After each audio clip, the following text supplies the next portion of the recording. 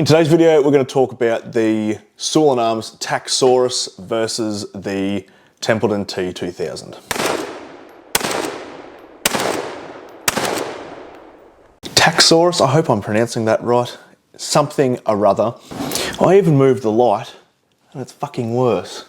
Well, full disclosure, I haven't had a stupid amount of hands-on with both of these shotguns, which is why they're not getting an individual review. I'm just putting what I know into a side-by-side comparison, and I don't have the guns on me because they're not mine, they're my friends that I borrowed. They're both gas operated, but they both do this in very different ways. The Soul & Arms Taxxaurus uses the same gas system as the Benelli M4, being that it is a Benelli M4 clone. And if you really want to look at how that gas system works, go and look up anything Benelli M4 on YouTube, you're going to figure it out. Essentially, the difference is it has two smaller gas pistons that are short stroke, as opposed to the single bigger gas piston which incorporates the magazine tube and uses the magazine tube as the piston itself, or as the inner bar of the piston, or the axis of the piston.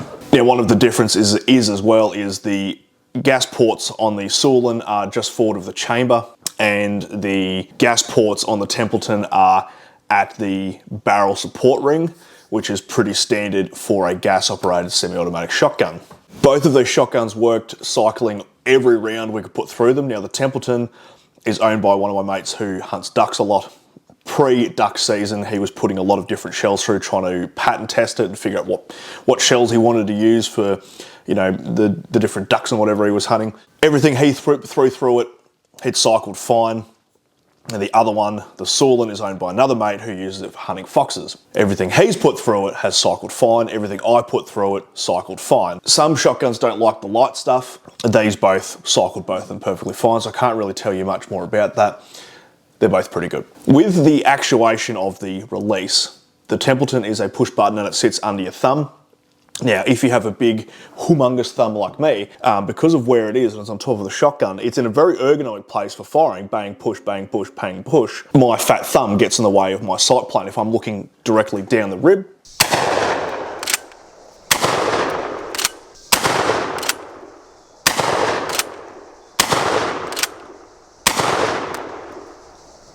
But I found that was more ergonomically nice than the Soul, where it is, it's under the trigger guard, so you kind of got to do that. It's like you're playing the bass, but you're playing it that way. You can either, you know, one finger or you can two finger it. It's actually pretty light. I thought it was going to be really hard to pull. It wasn't very hard to pull, but I don't know, it just took a bit of getting used to for me, because you're not used to using that finger or, you know, doing that. That seems a little bit more natural to me. You can make your own assessment on that if you wish. Now, with loading, because of the Soul and how it is with that that release, you've actually got to hold the release down while you load, otherwise the loading gate won't drop or lift, whichever way you're holding the shotgun. Not really an issue, you just got to understand that's how you got to use it. Can be a bit annoying.